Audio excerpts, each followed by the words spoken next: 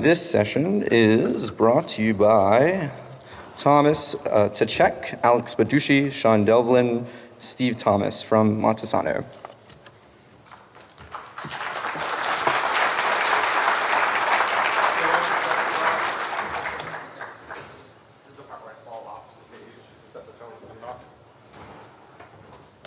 My people. Thank you. There's something like move the mics around. Or, just project. Thanks for coming, guys. I guess let's just get started here. We're going to go over a quick problem here, and here I'm going to describe RSA really quick if you don't know it. Each party in RSA has a public key and a private key. Public key is, these are all integers, is a modulus n and a public exponent e. Private keys are that same modulus n and a private integer d. So it's super simple for encryption and decryption. When we do encryption, it's just the plain text to that public e value, mod n. And for decryption, we do the ciphertext to the d, secret d value, mod n. Now, we get to choose what e we use. And since this is exponentiation, we'd like to choose something smaller, so it's quicker, a little bit more optimized. But there's issues with choosing small e's. For instance, like e equals 3, we open ourselves up to broadcast attacks, cube root attacks. Now, let's take a look at salt stack. If you don't know salt stack, it's like a replacement for Puppet or Ansible. And we're just trying to run commands on our remote servers. And instead of using SSH, they use RSA. Can anybody see what the issue with their RSA implementation is? Like okay. Like a show of hands if you get the problem here. So SaltStack chose the most efficient of the RSA public exponents, which would be one. The most priceless thing about this GitHub issue report is the comment from the team there, where don't worry, people. We didn't use the public key is not one, just the public exponent is one. And you can see from the formula for actually how you do RSA. RSA, you raise the message to the ETH power, and if E is 1, then RSA is quite fast and quite useful. I would argue that an exponent of 0 is actually more efficient than an exponent of 1. So I guess like the motivation for this talk is just the degree to which nobody who implements cryptography gets it right. There's a zillion vulnerabilities out there. And like, if you ever get time and you can remember from all these talks you're going to see this one piece of advice, go to the thread on GitHub. I wish I had a link for it, where they show that problem and they have people explaining it. There's all sorts of crazy crypto nonsense on that thread that people believe. So some of what we want to do today is just to demystify some of this stuff. So I guess there's going to be a lot of detail in this talk. We're going to talk pretty fast. We did a dry run of this talk beforehand. It took us about 50 minutes, so I'm going to talk about this fast for the rest of the talk. So, you're not going to walk out of this talk knowing how to exploit RSA padding oracles. I can't do that with a slide deck, right? But I can show you how straightforward the attacks are and give you the motivation to go figure this stuff out for yourself. And we'll talk later on about how we're going to make it even easier for you to do that. So the takeaway for this, kind of just let the math wash over you like a poetry of insecurity and all that, and just kind of, trust us that one of the points of this talk is just this stuff is simpler than you think it is. So I guess before we start, we're going to go through a lot of different crypto attacks in this talk, and we're going to talk about the crypto challenges. So there's some just some details, some background about cryptography, fields, groups, the difference between a group and a ring, the difference between a PRP and a PRF, Feistel structure, linear algebra. So a little bit of that. We want to get the stuff that you need to know about that out of the way first. So let's just take that off the table right now. This is a problem when people try to learn cryptography. If you go to a source trying to learn cryptography, the very first things they start you out with is like, what's a Feistel network and things like that. We've gone through almost all of the attacks that we know how to exploit at Montesano in this talk, and none of them require any of this theory. In fact, if you want to learn this theory, the right way to learn it is to code the attacks first so that that stuff will make sense to you. So the backstory here is we got pretty good at finding crypto vulnerabilities in software. And like I said earlier, like if you're not looking for crypto vulnerabilities on projects, you're missing some amazing, amazing bugs. So I wanted the rest of my team to know how to find these bugs. So I write this text file with a bunch of crypto exercises in it, right? And we wind up with this pretty interesting set of crypto vulnerabilities. And we're thinking, you know, this would make a pretty great blog post, right? We should find a way to share this and kind of stake a claim on this crypto stuff. I have a slight problem with posting the entire text file to the internet. And that is that I have a mental illness, which leads me to be, you know, completely addicted to winning message board arguments and arguments on Twitter.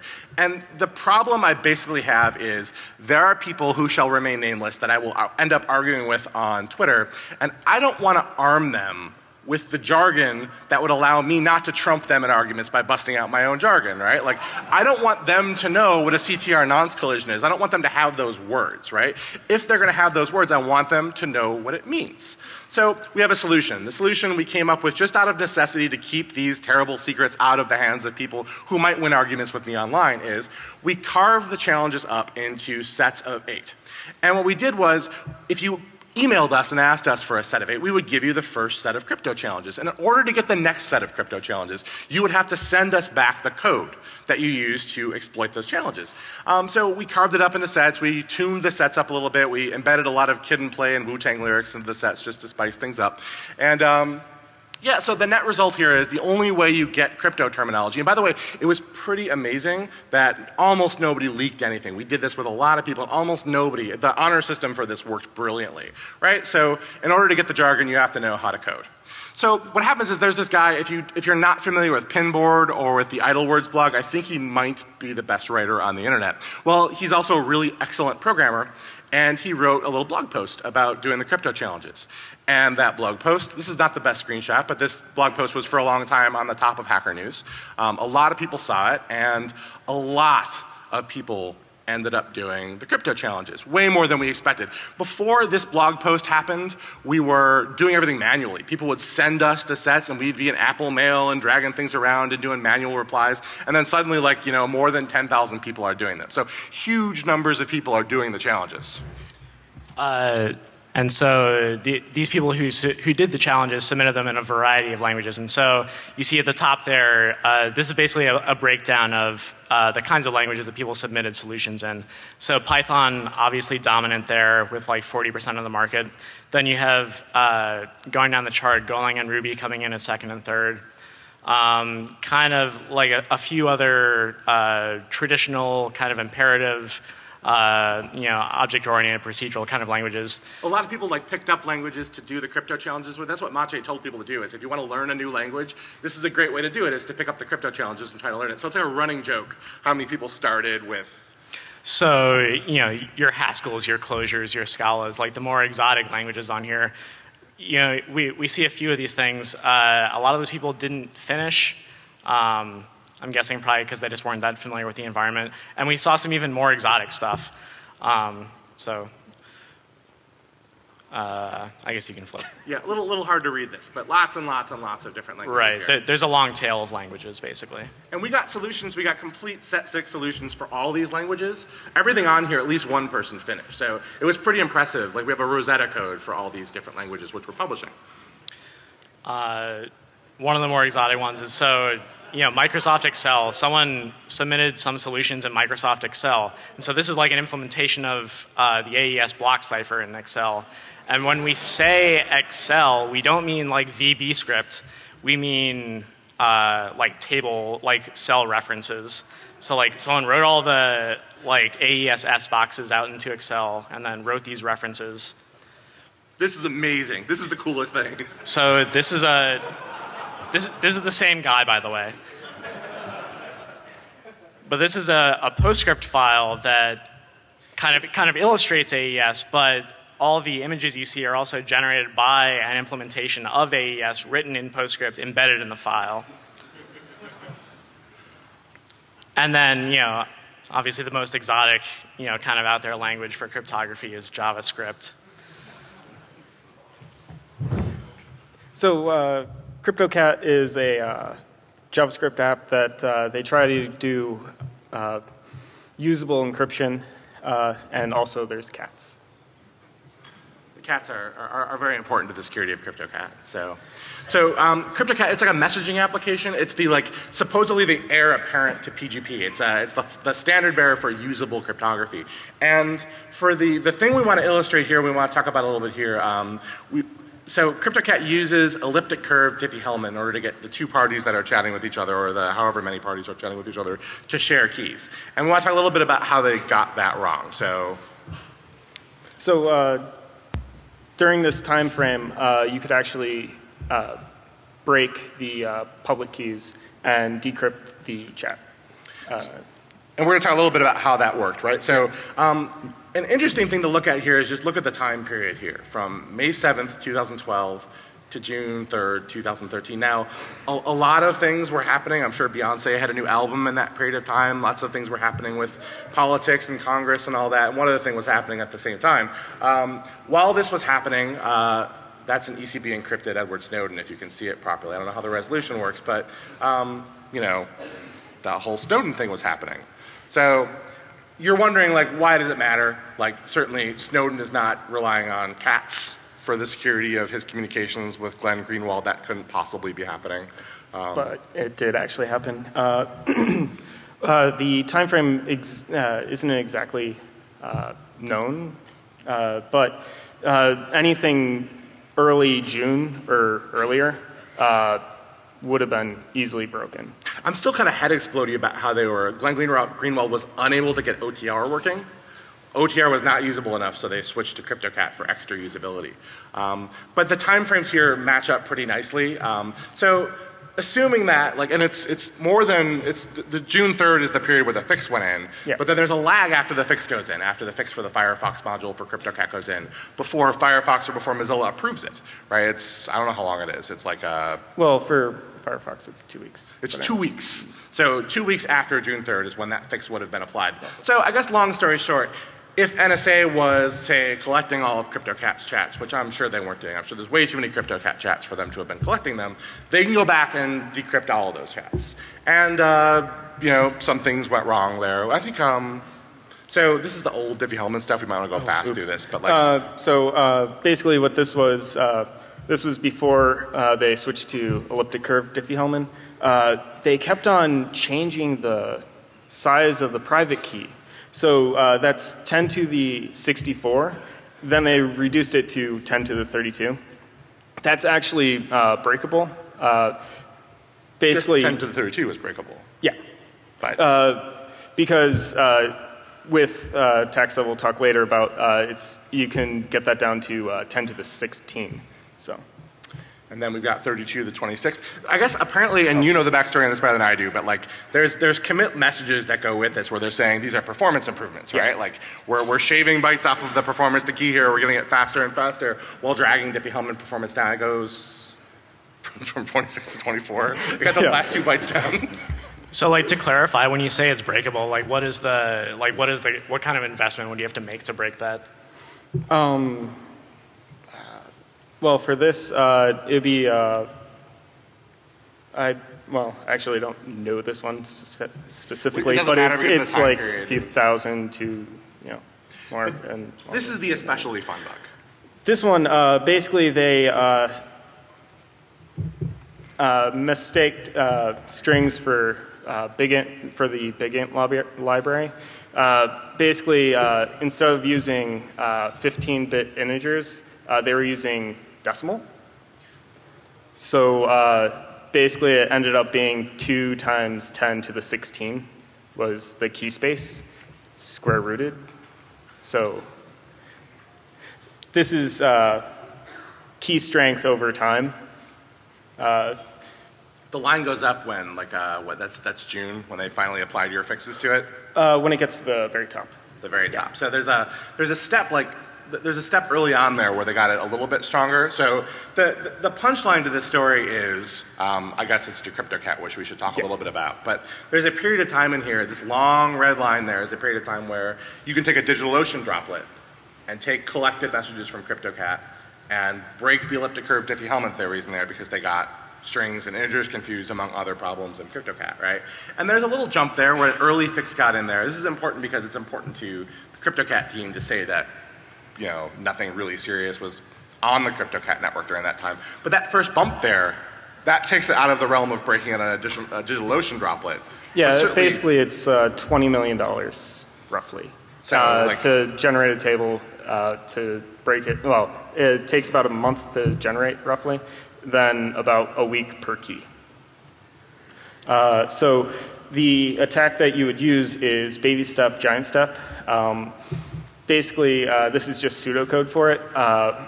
You basically set half the bits to 0, like the trailing bits to 0 for 1, and you generate all those keys, store them to disk. Then when you want to break a key, the other bits that you weren't using before, you basically take the public key, then subtract it by those, and then look it up in the table. Then basically it square roots the. So like the pseudocode you're looking at here, the real point is not that you totally understand how baby step, giant step is a classical algorithm for breaking Diffie-Hellman, or for solving the discrete log problem, which is what underpins Diffie-Hellman. The important thing is not that you understand exactly how this code works. The important thing is that you see how short it is, right? It's very, very simple, very classical number theory code to break this. We could have set up a crypto challenge easily for implementing baby step, giant step. It was actually important to one of the things that comes later that we're doing in a later set for the crypto challenges, right? So the important thing here is that the code is really simple now. One of the reasons we're stumbling a little bit at this point is that I gave him just last night to set the demo up for this, and the demo involves him building some giant Bloom filter to accelerate baby step, giant step, and... Well, it's basically you got like 300 gigs of SSD, and I wanted to set up a Bloom filter K = 8, so that I would only have to hit disk like 1 in 256. There was a sweet demo here, and I sabotaged it. I made a mistake, so basically the Bloom filter didn't work. So instead of being under a second, it would have been like 256 seconds because of all the disk access. Decryptocat is the most well-known thing that happened to CryptoCat. It involves very simple, very basic cryptography code and a decent-sized virtual machine on DigitalOcean. And from that, it takes, what, minutes to break individual CryptoCat messages? Seconds. Seconds. I'm sorry, I'm insulting your code, right? It takes seconds to break CryptoCat messages because of vulnerabilities in CryptoCat, but that is not the only thing that is wrong with CryptoCat. And, kind of tying into what we're doing with the challenges here, you can go through CryptoCat, which is a fairly important piece of crypto code that lots of people use, and look at and find a number of different vulnerabilities. That first vulnerability, the AES CTR with colliding nonces, makes the messages even easier to break. Yeah, they set the IV to 0.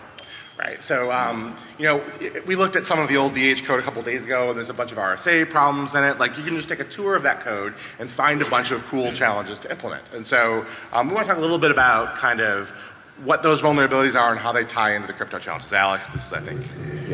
Yeah, so set 1 here was just really setting the stage for the crypto challenges. And here we've got some basic functions, XORing, repeating key XOR, that you're going to be using later in the challenges. This was basically just used to prove that, 1, you can code, so you can hopefully then get the rest of it, get the jargon, and then move on to set 2. That one, embarrassingly enough for me, was the hardest. That repeating key XOR took me about 2 weeks to do. Actually, how many people have actually done the challenges or started them? It's good news for us because it's news to a lot of you, but yeah, so there's only one tricky attack in that first set, which is an academic kind of crypto 101. You're using a repeating keyed XOR thing, which turns out to be valuable in a later set too. So set 2, we move into like a little bit more of the meat here. We introduced block cipher modes, some good attacks here, but we really get into some good stuff in set 3. So set 2 also has a bunch of ECB mode attacks. This is the first set where if you've implemented these, you're already way better on pen tests. Just 2 sets in, and you are finding remote code execution vulnerabilities in real-world applications based on block cipher modes. So this is more block cipher modes with the famous CBC padding oracle here. And we also move into some merging twister, RNG state attacks here as well. So this is stream ciphers. This is breaking randomness. The merge and twister is the random number generator that RAND gives you in Python, PHP, and Ruby. So breaking those random number generators, breaking stream ciphers, derive from them, things like that. So You can see in the bottom we're also noting how many people finished. So like roughly 1,000 people finished that first set, and like maybe 500 finished the second set, and we're gradually tapering off as we go forward here.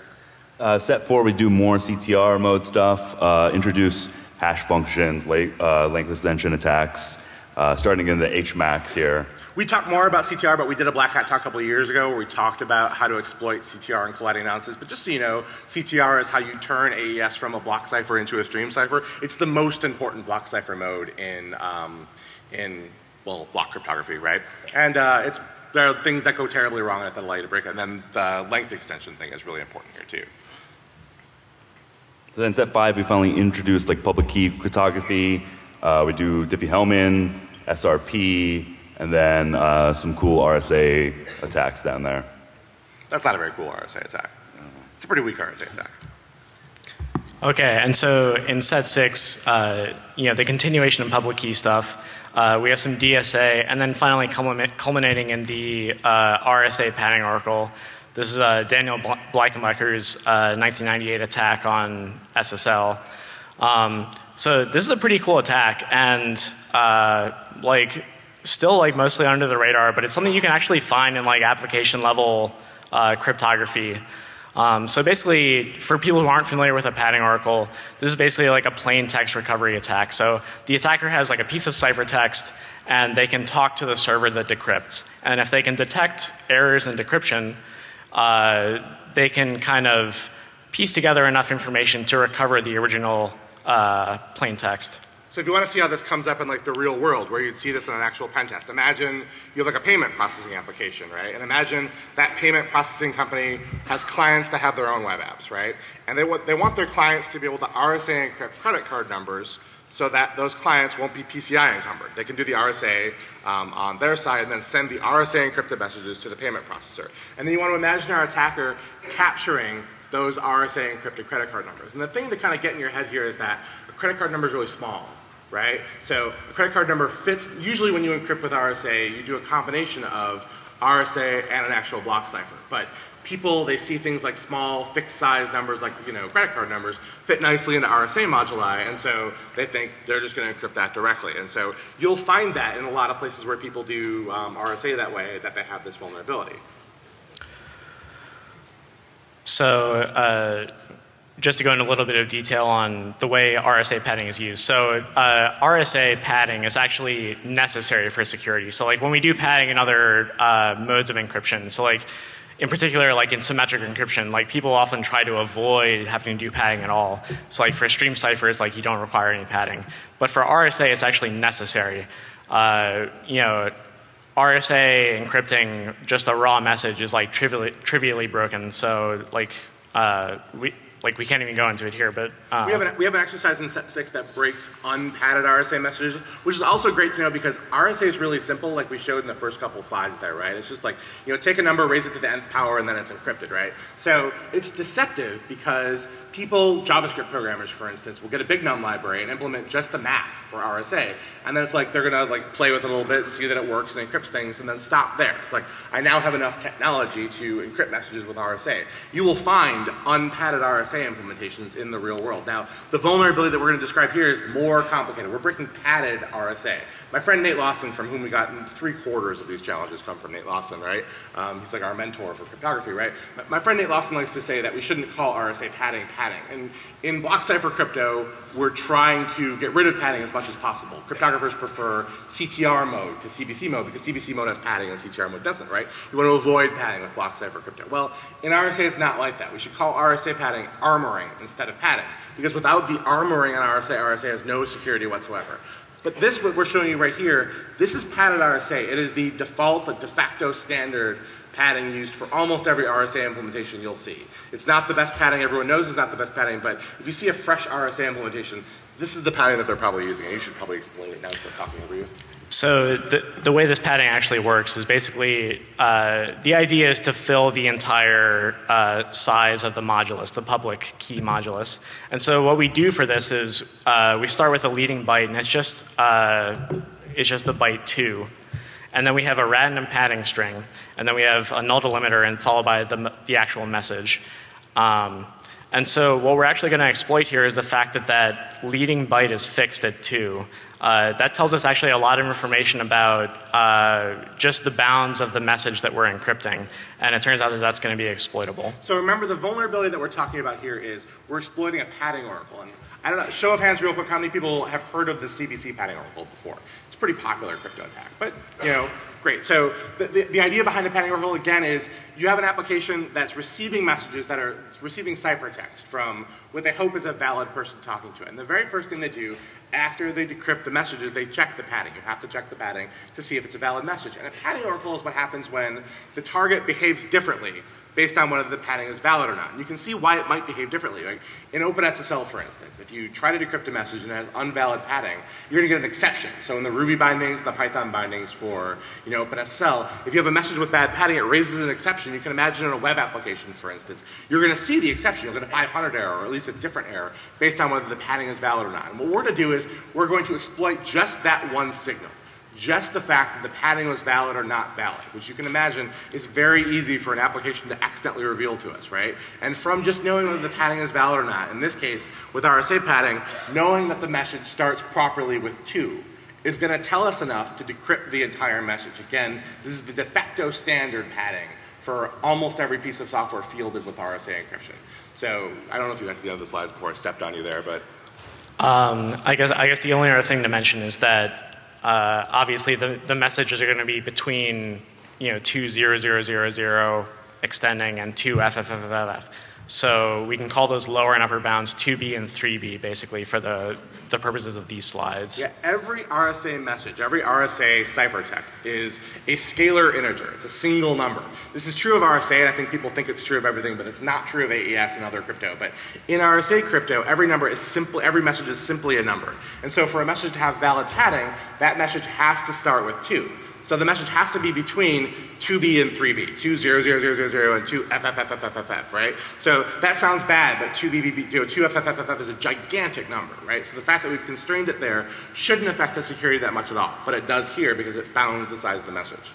So almost none of you know what this is, but this is a little iOS algebra application that I have my kids do, right? So if you can make the frog talk to the lizard and drag the lizard across the line or whatever, you're learning algebra while you do that. So people in the audience, if you can pass a 9th grade algebra test, or if you can make the frog talk to the lizard, drag him across the line, this app is called Dragonbox. You can go download it. Do this before you learn Blankenbacher, this attack that we're talking about. Go do the little algebra application. That's all the math you're going to need for this attack, right? So we said, you have one more thing to say.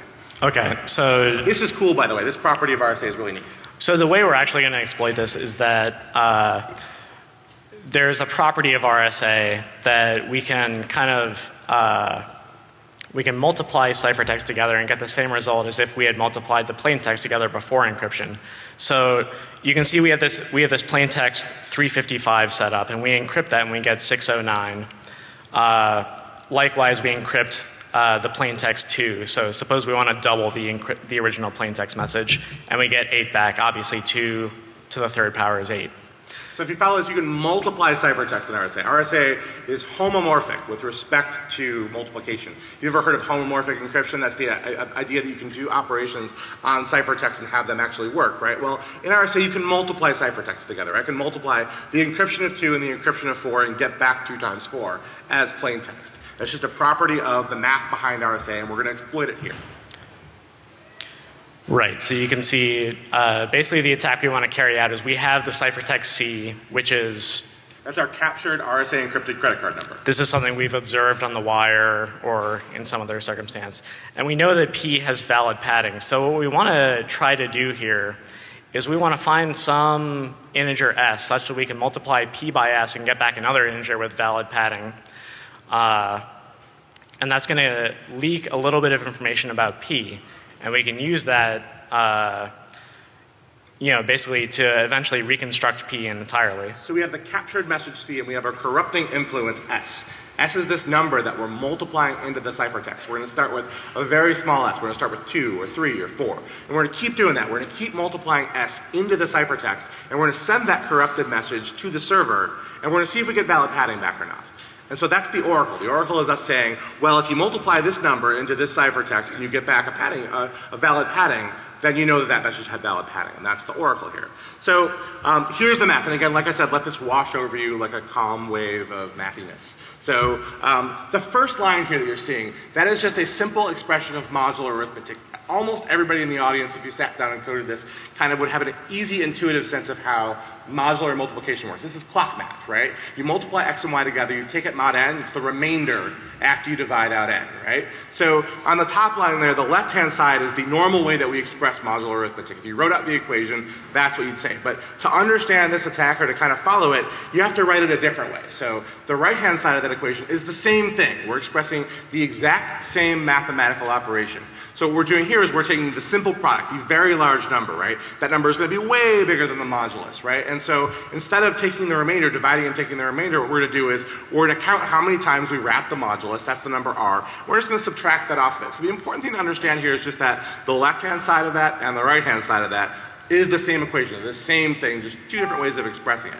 On the bottom, you'll note that both of those equations are the same equation, right? All I did was I flipped the left-hand side and the right-hand side. If you graduated 8th grade, please tell me you understand that, right? So x, let x be the corrupted ciphertext that we have back now. When we refer to x, we're saying we started s at 2, at 3, at 4, at 5. We sent these messages in. Eventually, we got one that had valid padding. That's x. When we talk about x, that is a corrupted message with valid padding. Now, we know just from the way RSA works that for us to have gotten that message, x must be the original plaintext times s, our corrupting influence, 2, 3, 4, 5, eventually valid padding, minus rn. Again, just from the definition of modular arithmetic, that's how you express that. So the corrupted message works out to this expression of the plaintext, which we don't know, times s, which we do know, minus rn. We know what n is, but we don't know what r is. R is the number of times we've wrapped the modulus. Now, basic algebra.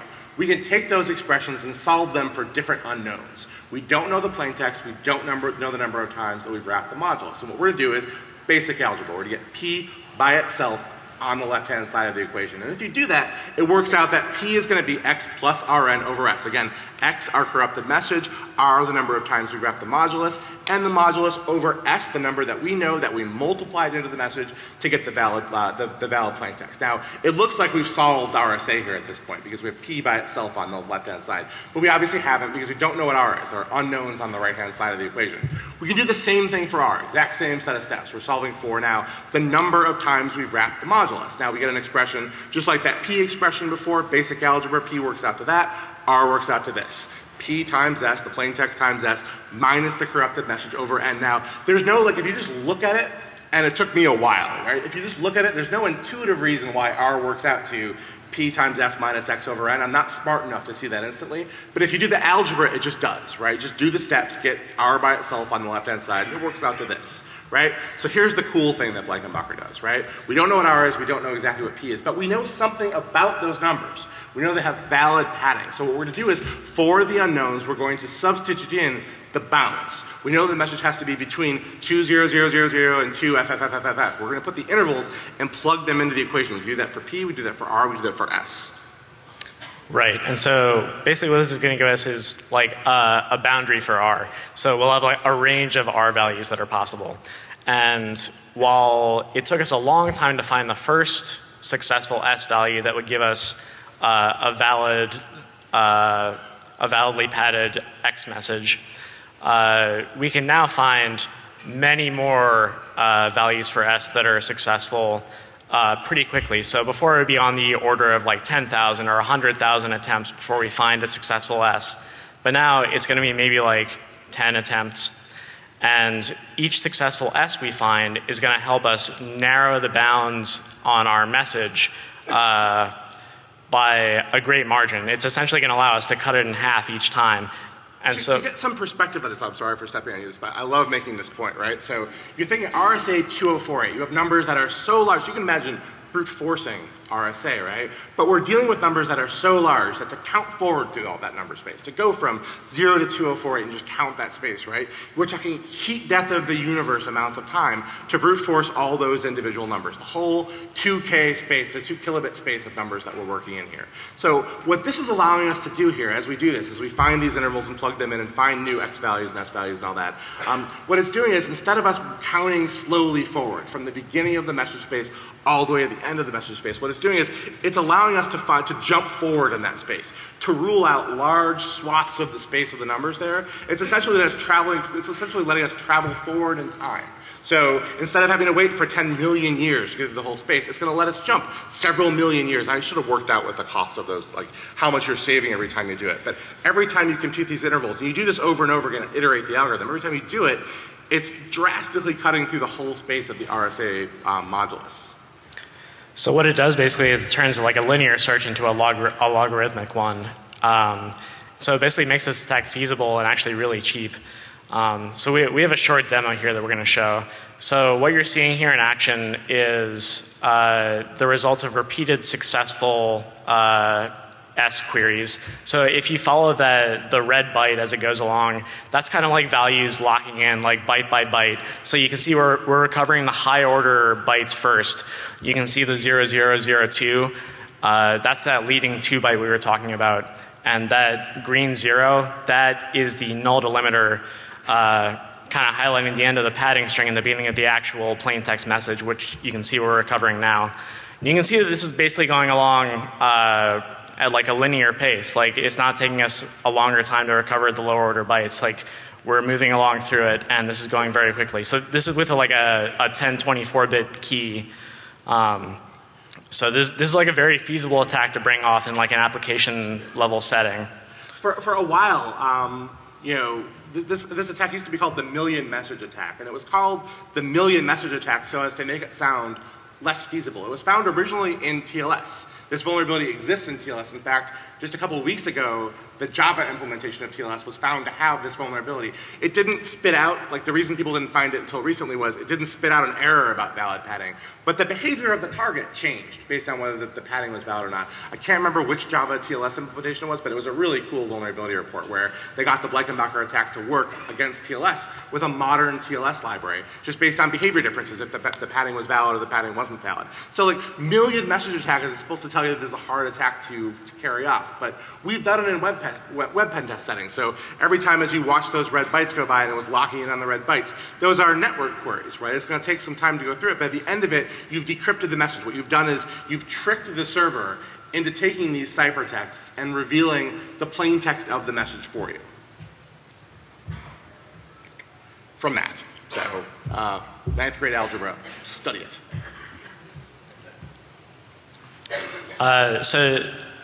So we originally had 6 sets. We released a 7th set about a year ago. It was a little bit more esoteric, but it had a little bit of interesting stuff in there. So we had some CBC Mac stuff. You see that if you're doing embedded work. We had some compression side channels, which if you're familiar with the crime attack on TLS from a few years ago, that's what that's about. A little bit of stuff about the RC4 single byte biases. So all these are going to be public, hopefully by the end of today, but no later than tomorrow, with solutions in every language that we can get releases for. We've got about 10 of them right now. So it'll be cryptopals.com. I should have put the URL on the screen, but cryptopals.com. Every one of these exercises spelled out, so all you got to be able to do is code. Go do the exercises. They're pretty great. Great way to learn crypto. So we're going to go a little bit faster because the next attack we want to show you is pretty badass. So that's set 7, and then set 8. So set 8 is the last set we think we're going to do. So we did some number theory earlier in set 5 and set 6. We have really good coverage of block cipher cryptography in set 3 and 4 and 2. Set 8 all ECC. So we're not going to break down all of set. We haven't released set 8 yet to anybody. No one's seen it yet. But we're going to tease it with one very cool, very practical attack against elliptic curve Diffie-Hellman. So Diffie-Hellman, I'm not going to take too much time explaining Diffie-Hellman, but it's just a way, it's the simplest number theoretic crypto algorithm. It's the simplest public key crypto algorithm. You can go to Wikipedia right now and get examples of Diffie-Hellman and then go into Python or the IRB and Ruby or whatever. Very much worth doing this. Just go to Wikipedia and do an example of Diffie-Hellman, just do it. So basically the idea is you start with a large prime number and G, which is a small number that both sides agree on, right? And then both sides generate lowercase a, lowercase b, those are private keys, right? And so to go from your private key and generate a public key, you raise G to the 8th power. You raise G to the secret key's power, you get cap A. Other side gets cap B. You exchange cap A and cap B. So, Alice has lowercase a and uppercase b, and Bob has lowercase b and uppercase a, right? And they can both raise those numbers to the other power, right? And magically, they're going to agree on the same number. This underpins all of TLS forward secrecy, for instance. This is how TLS generates new keys on the fly so the NSA can't capture traffic, break keys, go back in time and decrypt other messages. How you generate ephemeral keys. So Diffie-Hellman. We're going to talk about elliptic curve Diffie-Hellman, just so you get a sense of, we got submissions in all the different languages. This is what a C# submission implementing Diffie-Hellman looks like. Very small is my point here. Very simple algorithm. This is Golang. Golang only looks long because the guy put the whole constant that we asked him to put in there. Also pretty small, not much longer than C#. Golang, great language, do it. That's Haskell. Just Haskell's very advanced language. We like it a lot. And there's Ruby. So don't cheat and read the solutions, but we'll make them available to you guys hopefully tomorrow, right? But that's Diffie-Hellman in a couple different languages. Really, that is all of Diffie-Hellman. This is not artificial. This is all the code that it would take to implement Diffie-Hellman. A little bit trickier to implement elliptic curve Diffie-Hellman. And if you're going to implement Diffie-Hellman in 2014, you're going to use elliptic curve to do it. And we're going to show you how to break popular implementations of elliptic curve Diffie-Hellman. We're going to do a point-off curve attack on elliptic curve. This is a two-step attack.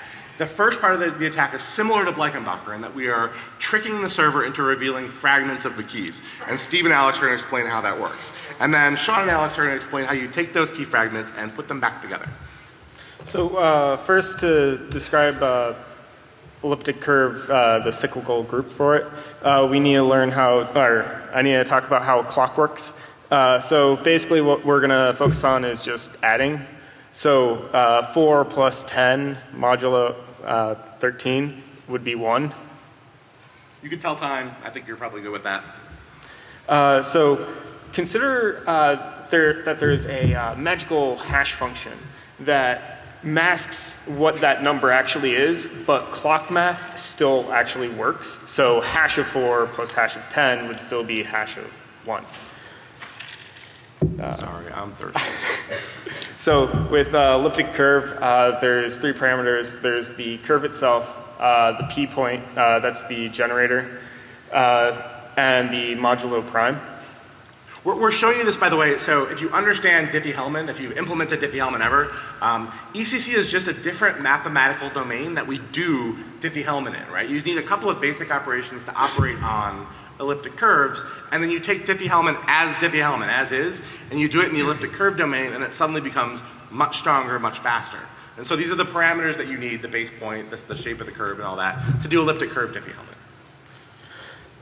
So basically, that magical hash function is basically like scalar point multiplication. So the way multiplication works on elliptic curves is you add 2 points, and you can only add 2 points or double a point. So same thing, 4 times p plus 10 times p would be 1 times p. So, yeah, we should actually fly through this. Yeah. So, and then we don't need this slide anymore. So, Alex, your attack. Yeah. So here we're attacking elliptic curve Diffie-Hellman, like we said. And there's a few things that enable us to do this attack. First is, you see the curve shape up there. That's the equation for the curve. The only 2 bits of information that distinguish 2 different curves are that A and B parameter. And one thing that enables this attack is the fact that some implementations of that addition or point doubling do not take into account that B parameter. So you see here I have 2 curves, one B equals 7, the larger curve, and one B equals 8. So if I gave you a point on the B equals 7 curve and I told you to double it, you would give me back a point on that curve if we're not taking into account the curve shape there. So you imagine that the outer curve there is a secure curve. It's a curve that we've chosen carefully, or NIST chose it for us or whatever. That equation is a curve in the short Weierstrass form. It's the basis for instance, the NIST curves, for instance. So just understand that outer curve, 2 curves, each alike in shape, but they have different B parameters. And the one with B equals 7 here is a secure curve. It's one we've chosen carefully. The one that on the inside is an insecure curve. It's one that Alex has chosen carefully. And the trick here is that we can get a victim to compute on the wrong curve. So the thing there, can you go back? Sure. So if you consider that function as like a function of x to determine y, then you use the input x and the fixed a and b to determine a y. But if you have a receiver who's willing to take an x and a y and do computations on them, then the b becomes sort of unimportant. And you can use the x and y to determine the b. So you can imagine, like, if by that equation, if you have, x equals 1, maybe y should equal 10, right? So now you have a protocol where they're sending both coordinates on the curve, right? So x equals 1, y should equal 10, right? We already know that it should equal 10 because the formula tells us it should, right?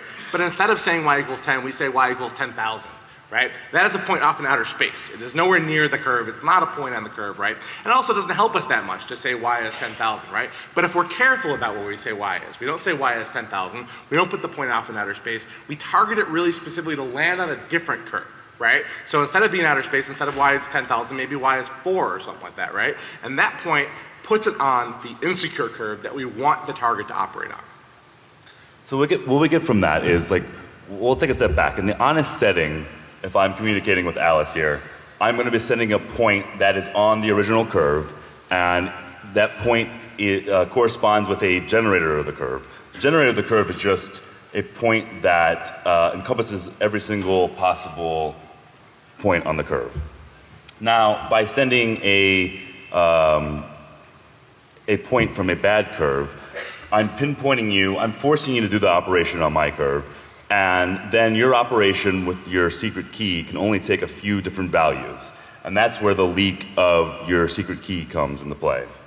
So if you're able to do this multiple times, you get multiple pieces of the secret key mod some number g, which was, in this case, would be like the order of... So we've collected all these links, and now we're going to try and explain the Chinese remainder theorem in 5 minutes, because that's how much time we have left. But imagine you've done this over and over again. You've gotten different insecure points on this bad curve. You can, by the way, do this with popular elliptic curve, Diffie-Hellman software. It'll allow you to extract secret keys from your target, right? So we set up this condition, this set of little formulas, right? And so we're going to really quickly just try to explain the Chinese remainder theorem for you, right?